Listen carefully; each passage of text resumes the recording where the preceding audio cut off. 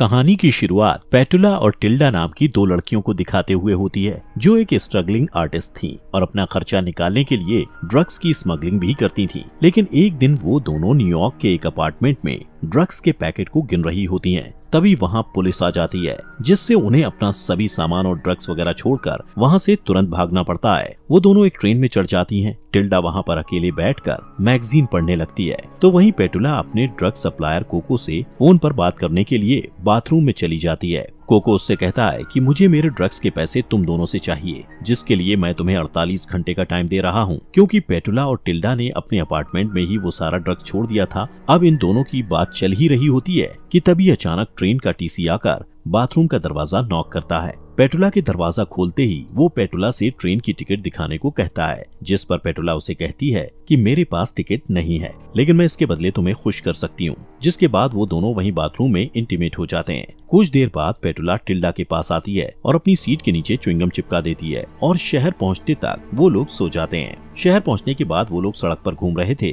तभी सड़क के किनारे बैठा एक भिखारी उन्हें देखकर कहता है कि तुम दोनों हमेशा वापस आ जाते हो। टिल्डा और पेटुला उसे नजरअंदाज कर देते हैं और एक टैक्सी में बैठकर निकल जाते हैं। टैक्सी में वो लोग अपने बचपन की दोस्त डेफनी के बारे में बात कर रहे होते हैं, जो अमीर और दिमागी तौर से अनस्टेबल होती है। वो लोग डेफनी का घर ढूंढकर वहाँ चोरी करने का प्लान बनाते हैं, ताकि वो कोको को ड्रग के पैसे लौटा सकें। टिल्डा कहती है इसके लिए हमें डेफनी के साथ बचपन वाला गेम खेलना पड़ेगा, जिसमें पेटुला डॉक्टर बनती थी और टिल्डा डेफनी की बेटी का रोल प्ले करती थी। ये सुनकर पेटुला अपने बचपन को याद करने लगती है, जब वो ये गेम खेलते थे। पेटुला को शुरू से ही वो गेम पसंद नहीं था, लेकिन इसके अलावा उनके पास कोई और रास्ता नहीं था। इसलिए वो टिल्डा से कहती है कि डेफनी जो भी कहेगी हमें वो सारी बातें माननी पड़ेंगी। टिल्डा अपने दोस्त की बातों से सहमत नहीं थी, लेकिन कोई और ऑप्शन न होने की वजह से वो मान जाती है। इसके बाद सीन शिफ्ट होता है और डेफनी को अपने किचन में दिखाया जाता है, जो बर्तन धोते हुए गुनगुना रही होती है। टिल्डा वहाँ आती है और उसे ऐसे मिलती है जैसे डेफनी उसकी माँ हो। डेफनी भी इस गेम को आगे बढ़ाते हुए टिल्डा से पूछती है कि आज तुम्हारा दिन कैसा गया।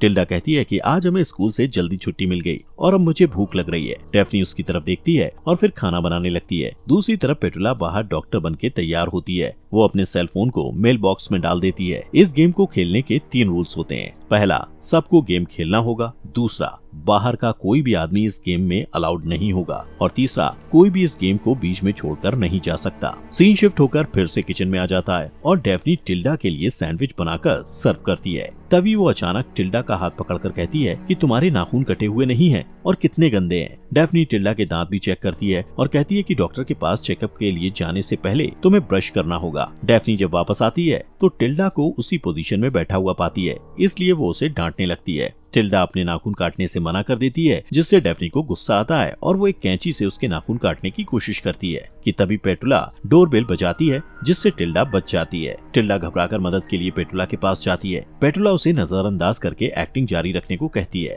डेफनी पेटुला का वेलकम करती है और टिल्डा चेकअप कराने के लिए चुपचाप किचन में जाकर बैठ जाती है। पेटुला डेफनी से कहती है कि टिल्डा बिल्कुल ठीक है, लेकिन डेफनी को विश्वास नहीं होता। वो कहती है कि टिल्डा को 1 हफ्ते से खांसी है। इस पर टिल्डा खांसने लगती है और पेटुला उसे चेक करती है। डेफनी ये भी कहती है कि टिल्डा को चलने में कुछ परेशानी हो रही है। तब पेटुला एक हैमर लेकर टिल्डा के पैर में धीरे से मारती है, लेकिन इससे डेफनी खुश नहीं होती और वो सबको गेम का रूल बताती है। इस पर पेटुला ना चाहते हुए भी एक लोहे का हथौड़ा निकालती है और टिल्डा से माफी मांगकर उसके पैर में जोर से मारती है। टिल्डा दर्द से चिल्लाती है और उसके पैर से खून निकलने लगता है, जिससे डेफनी खुश हो जाती है। इसके बाद वो पेटुला को टिल्डा के पैर में टेप लगाने के लिए कहती है, लेकिन पेटुला कहती है कि मैं टेप लाना भूल गई हूँ। टिल्डा उन्हें रूल्स बताते हुए कहती है कि कोई भी गेम को बीच में छोड़कर नहीं जा सकता। इसके बाद रात को खाने में डेफनी फूलों से कुछ अजीब सा सूप बनाती है और टिल्डा और पेटुला को सर्व करती है। वो टिल्डा को कुर्सी से बांधकर वहाँ से थोड़ी देर के लिए चली जाती है। तब टिल्डा पेटुला से नमक देने के बहाने पास आने को कहती है। जब पेटुला उसके पास जाती है तब टिल्डा उसे कहती है कि हमारे पास पैसे लौटाने के लिए ज्यादा समय नहीं बचा है। इससे पहले कि पेटुला कुछ कह पाती, डेफनी वहाँ आ जाती है और पेटुला को अपने साथ गेस्ट रूम में ले जाती है और इधर टिल्डा बहुत ही बुरे हाल में होती है। कमरे में डेफनी पेटुला से कहती है कि तुम्हें यहाँ वापस देखकर मुझे बहुत खुशी हुई। दूसरी तरफ टिल्डा को एक भ्रम होता है और वो खुद को एक आईने के सामने कंघी करते हुए देखती है। वो उसी भ्रम में डूबी हुई अपने खाने को लंबे समय तक घूरती रहती है। उस रात पेटुला को कमरे का दरवाजा खुलने की आवाज आती है और उसे महसूस होता है कि कोई उसके कमरे में झांक रहा है। वो समझती है कि वो टिल्डा होगी, इसलिए वो कमरे से बाहर निकलकर किचन में चली जाती है, जहाँ उसे डेफनी दिखाई देती है, जो नींद की दवाई लेने के लिए पानी का गिलास भर रही थी। पेटुला वहाँ से जाने ही वाली होती है कि तभी डेफ्नी चाकू लेकर उसे डराती है। डेफ्नी उसे मेल डॉक्टर समझ के उसे किस करती है और उसके साथ जबरदस्ती इंटीमेट होती है। अगले दिन टिल्डा उस मेल बॉक्स को तोड़ने की कोशिश करती है, लेकिन तभी पेटुला उसे रोककर कहती है उसे कोई रूल नहीं तोड़ना चाहिए, वरना वो लोग पकड़े जा सकते हैं। फिर वो टिल्डा को बताती है कि रात को डेफ्नी ने उससे क्या करवाया था। वो दोनों इस बारे में बात करते हैं और हंसते हैं, लेकिन तभी टिल्डा कुछ अजीब सा बिहेव करने लगती है और उसे फिर से ड्रग्स की ओवरडोज की वजह से भ्रम होने लगता है। टिल्डा को अपने बचपन की एक बात याद आती है, जब टिल्डा और डेफ्नी के बीच लड़ाई हो गई थी। टिल्डा को नशे में मजे करते देखकर पेटुला को जलन होती है, इसलिए वो भी ड्रग्स लेकर वहाँ से चली जाती है। टिल्डा को नशे में अपना बचपन दिखाई देता है, जहाँ वो डेफ्नी के साथ गेम खेलने से मना कर देती है और दोनों के बीच लड़ाई हो जाती है। इस लड़ाई के बीच डेफ्नी को गलती से धक्का लगता है और वो ट्री हाउस से नीचे जमीन पर गिर जाती है। डेफ्नी को तुरंत हॉस्पिटल ले जाया जाता है। इधर सीगल नाम का एक जासूस टिल्डा और पेटुला से पूछताछ करता है, तो वो दोनों उससे झूठ बोलते हैं कि डेफ्नी ट्री हाउस से खुद गिर गई थी। सीगल उनसे पूछता है कि डेफ्नी ट्री हाउस से कैसे गिर गई, जिस पर पेटुला एक छोटी सी गुड़िया को नीचे गिराकर बताती है कि डेफ्नी ऐसे नीचे गिरी थी। सीगल को दोनों की सच्चाई पर शक होता है और वो डेफ्नी के कमरे में जाता है, जहाँ डॉक्टर डेफ्नी की दादी को बताते हैं कि डेफ्नी ठीक तो है, लेकिन उसके पेट का अंदरूनी हिस्सा डैमेज हो गया है और इस वजह से वो कभी मां नहीं बन पाएगी। सीन फिर से प्रेजेंट में शिफ्ट होता है, जहां डेफ्नी बाथरूम में होती है और अपने प्रेगनेंसी टेस्ट के रिजल्ट को देखकर मुस्कुराती है। दूसरी तरफ पेटुला के ऊपर भी ड्रग्स का असर हो जाता है और उसे भी भ्रम होता है कि कोई उसके हाथ को जला रहा है। वो घबराई हुई डेफ्नी के कमरे में पहुंच जाती है। वहां उसे डेफ्नी के कार की चाबी मिलती है, जिसे लेकर वो बाहर की तरफ भागती है। बाहर उसे टिल्डा मिलती है और वो उसका हाथ पकड़कर कहती है कि हमें जल्दी यहाँ से निकलना होगा। वो लोग कार की तरफ जाते हैं और कार का दरवाजा खोलने ही वाले होते हैं कि तभी वहाँ डेफ्नी आ जाती है और उन्हें बैट से मारकर बेहोश कर देती है। इस बीच पुलिस स्टेशन में सीगल को किसी का कॉल आता है और वो उससे कहता है कि मैं डेफ्नी के केस को संभाल लूंगा। इधर टिल्डा और पेटुला को होश आता है, तब वो देखते हैं कि वो लोग चोटियों से बंधे हुए हैं। डेफ्नी इस खेल को बहुत ज्यादा गंभीर रूप से खेल रही थी और उसे लगता था कि उसकी दोस्त उसकी बेटी है और वो उन दोनों को अपने साथ ही रखना चाहती थी। टिल्डा और पेटुला खुद को आजाद करने की कोशिश करते हैं, पर तभी कोई मेन डोर पर आता है। डेफ्नी दरवाजा खोलती है और उसे सामने सीगल खड़ा दिखाई देता है, जो उससे कहता है कि तुम्हारे पड़ोसियों ने शिकायत की है कि यहाँ से उन्हें किसी के चिल्लाने की आवाज आ रही है। डेफ्नी झूठ बोलती है कि वो अपने नए इलाज की प्रैक्टिस कर रही थी। इस बात से सीगल को शक होता है और वो चारों तरफ नजर दौड़ाता है। वो देखता है कि डेफ्नी के घर की छत से वाटर लीक हो रहा है। इस बहाने से वो उस घर के अंदर आ जाता है और उसकी मौजूदगी से डेफ्नी परेशान हो जाती है। डेफ्नी उससे कहती है कि मैं अपने दादा दादी की मौत से अभी भी सदमे में हूँ, जिस पर सीगल भी शोक जताता है। इसके बाद सीगल जमीन में पड़ी हुई एक तस्वीर उठा लेता है, जिसमें टिल्डा, पेटुला और डेफ्नी की फोटो होती है। वो उसे देखकर पूछता है कि क्या तुम अभी भी इनसे बात करती हो? तब डेफ्नी कहती है कि मेरे दादा दादी का कहना था कि मेरा टिल्डा और पेटुला के साथ रहना ठीक नहीं है और मुझ पर उनका बुरा असर पड़ सकता है, इसलिए मैंने उनसे दूरी बना ली। हालांकि वो अपने दादा दादी की बातें नहीं मानती थी और उसे लगता था कि टिल्डा और पेटुला जीनियस हैं। वो सीगल से ये भी कहती है कि टिल्डा और पेटुला के फरार होने के बाद दुनिया उन्हें याद करेगी। इस बात से सीगल का शक बढ़ जाता है, क्योंकि टिल्डा और पेटुला को फरार हुए कुछ ही समय हुआ था और सरकार उन्हें ढूंढ रही थी। वो डेफ्नी से पूछता है कि तुम्हें टिल्डा और पेटुला के फरार होने के बारे में कैसे पता चला, क्योंकि ये खबर कोई नेशनल न्यूज नहीं है, इसलिए ऐसा नहीं हो सकता कि तुमने इसके बारे में कहीं पढ़ा हो। डेफ्नी के पास इस सवाल का कोई जवाब नहीं होता है, इसलिए वो चुप हो जाती है। तभी सीगल को ऊपर वाले कमरे से कुछ आवाजें आती हैं और वो ऊपर की तरफ जाने लगता है, पर डेफ्नी उसे रोककर कहती है कि पहले तुम मुझे सर्च वारंट दिखाओ। सीगल के पास सर्च वारंट नहीं होता। तब डेफ्नी कहती है कि तुम यहाँ से जा सकते हो। सीगल के पास और कोई रास्ता नहीं था, इसलिए वो जाने लगता है, पर जाने से पहले डेफ्नी को कहता है कि टिल्डा और पेटुला भागे हुए क्रिमिनल्स हैं। उसके जाते ही डेफ्नी घर के सभी रास्तों को बंद कर देती है। दूसरी तरफ टिल्डा और पेटुला को अभी तक घर की तिजोरी नहीं मिली थी। एक दिन नाश्ते से पहले डेफ्नी टिल्डा को हाथ धोने के लिए कहती है। टिल्डा चली जाती है और पेटुला डेफ्नी के साथ अकेली होती है। डेफ्नी पहेलियों में बातें करने लगती है, जिससे पेटुला उलझन में पड़ जाती है। डेफ्नी पेटुला से कहती है कि ये तिजोरी तक पहुंचने के लिए सुराग है और तुम इन पहेलियों के जरिए तिजोरी को ढूंढकर पैसे लेकर यहाँ से जा सकती हो। इसके बाद पेटुला टिल्डा के पास जाने के लिए भागती है, लेकिन किचन के बाहर ही टिल्डा उसे मिल जाती है, जो शुरू से उनकी बातें सुन रही थी। टिल्डा उससे कहती है कि ये पहेलियां तिजोरी तक पहुंचने का सुराग है और इसलिए तुम मुझे यहाँ डेफ्नी के साथ अकेला छोड़कर तिजोरी को ढूंढो। इसके बाद पेटुला एक खिड़की से देखती है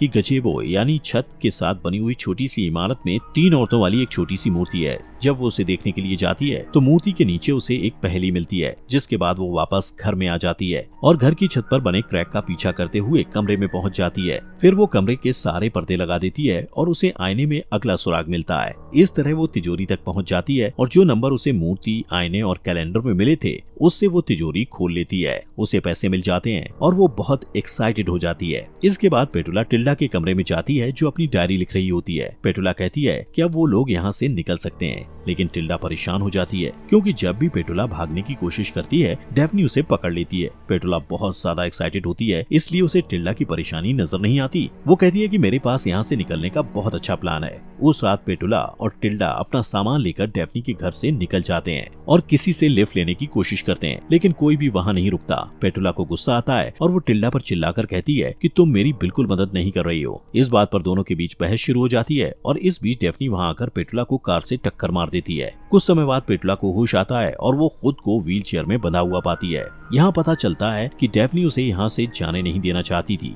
डेफनी पेटुला को एक कमरे में लेकर जाती है और टिल्डा को एक पिंजरे में बंद कर देती है। वो पेटुला से कहती है कि मुझे अचानक याद आया कि कैसे मैंने अपने दादा दादी को जहर देकर मार दिया था, क्योंकि वो मुझे केयर टेकर रखने के लिए बार बार फोर्स कर रहे थे, जिससे मैं परेशान हो गई थी। उन दोनों को सजा देने से पहले वो पेटुला को एक डरावनी सी मुस्कान के साथ देखती है, जिसे देखकर टिल्डा डर जाती है। इस बीच वो भिखारी जो टिल्डा और पेटुला से पहले मिल चुका था सीगल के पास जाता है और उससे कहता है कि मैंने टिल्डा और पेटुला को कल देखा था। इस दौरान डेफनी टिल्डा और पेटुला को कहती है कि अब तुम लोग यहाँ से जा सकते हो, लेकिन पुलिस तुम्हें ढूंढ रही है। फिर वो उनका मजाक उड़ाते हुए कहती है कि तुम्हारे शरीर के निशान की वजह से सरकार तुम्हें पहचान भी नहीं पाएगी। लेकिन अचानक डेफनी को गुस्सा आ जाता है और वो दोनों को अपने बच्चे के लिए कमरा साफ करने को कहती है। टिल्डा उसे सच्चाई बताते हुए कहती है कि तुम प्रेग्नेंट नहीं हो क्योंकि तुम माँ नहीं बन सकती हो, पर डेफनी कहती है कि मैं बच्चे को अपने पेट में लात मारते हुए महसूस कर सकती हूँ। टिल्डा उससे पूछती है कि तुम्हारे बच्चे का बाप कौन है। डेफनी कहती है कि डॉक्टर इसका बाप है। ये सुनकर टिल्डा अपनी हंसी पर काबू नहीं कर पाती,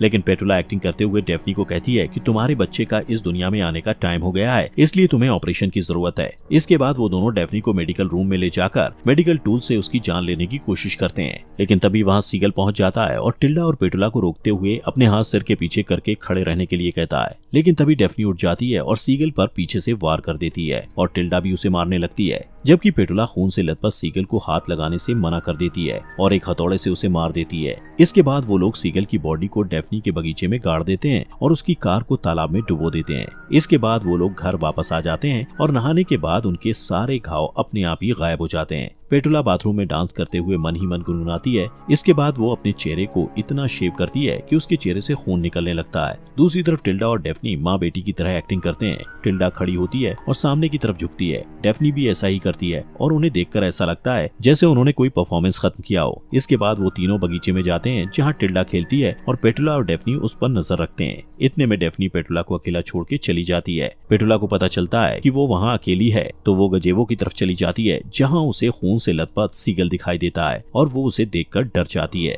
वो जब इस बारे में टिल्डा और डेफनी को बताती है तो वो दोनों उस पर हंसने लगते हैं। फिर वो लोग घर वापस आ जाते हैं और तभी पेटुला देखती है कि उसका मेल बॉक्स खुला हुआ है जिसमें वही गुड़िया रखी हुई थी जो उसने बचपन में सीगल को दिया था। इन सब से कंफ्यूज होकर पेटुला उस जगह पर जाती है जहां उन लोगों ने सीगल की बॉडी को दफनाया था। वो उस जगह को खोदती है लेकिन वहां उसे सीगल की बॉडी नहीं मिलती। इसके बाद वो फ्रस्ट्रेट होकर वापस घर आकर सोफे पर बैठ जाती है। वो सोफे के नीचे देखती है कि वहाँ उसी तरह की च्युइंगम चिपकी हुई है जैसा उसने ट्रेन की सीट के नीचे चिपकाया था और वहाँ उसी तरह बहुत सारे च्युइंगम चिपके हुए थे। उसे वहाँ टिल्डा की डायरी मिलती है जिसमें वो सब कुछ लिखा होता है जो अब तक उनके साथ हुआ था। तभी वहाँ डेफनी आ जाती है और कहती है कि अच्छा हुआ जो तुम्हें ये डायरी मिल गई, शायद अब तुम ये गेम छोड़कर भागोगी। वो कहती है कि तुम हमेशा गेम्स छोड़कर चली जाती हो और जब वापस आती हो तो तुम्हें कुछ भी याद नहीं रहता। डेफनी उसे अपने हाथ देखने को कहती है जिसमें कुछ निशान होते हैं जो ये बताते हैं कि हर बार गेम छोड़कर जाने पर उसके हाथ पर एक निशान बनाया गया था। पेटुला डर कर टिल्डा से मदद मांगती है जो उसे बताती है कि ट्रेन वाली घटना से लेकर अभी तक जो कुछ भी हुआ है वो असली नहीं बल्कि गेम का ही हिस्सा था।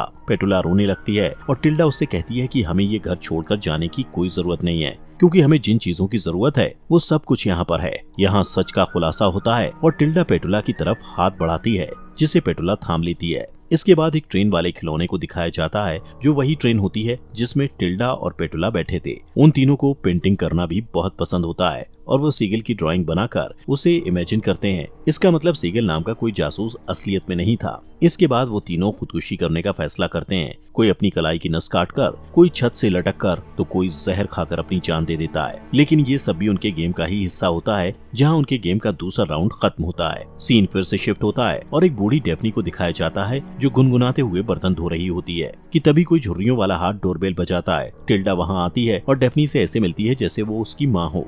यहाँ पता चलता है कि वो लोग कई सालों से ये गेम खेल रहे थे। टिल्डा, पेटुला और डेफनी मजे के लिए बचपन में ये खेल खेला करते थे, लेकिन जैसे जैसे वो तीनों बड़े होते गए, उनकी ये कल्पना उनके लिए असलियत में बदल गई। पेटुला हमेशा इस गेम को छोड़कर जाना चाहती थी, लेकिन कोशिश करने के बाद भी उसे गेम को आखिर तक खेलना ही पड़ता था, जिससे पता चलता है कि अब वो तीनों इस गेम से असली दुनिया में कभी वापस नहीं आ सकते थे, क्योंकि वो तीनों इस गेम में पूरी तरह डूब चुके थे। आखिर में वो तीनों अपने बचपन को पूरी तरह अपना लेते हैं और खुद को अपने बनाए हुए दीवार में कैद कर लेते हैं। दोस्तों, हमारे फॉक्स एक्सप्लेनर चैनल को सब्सक्राइब करना मत भूलना।